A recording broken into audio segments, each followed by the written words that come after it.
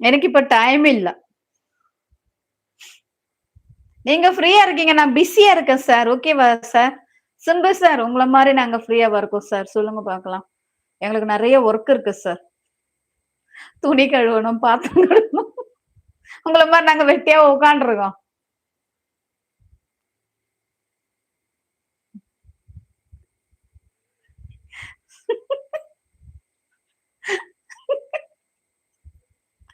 வேற என்ன ஸ்வீட்டு வேணும்?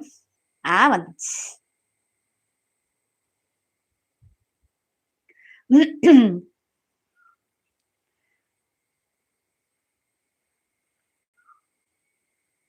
ஆமா, ஆமா. உங்கள மாதிரியா வெட்டியாவா இருக்கோம்?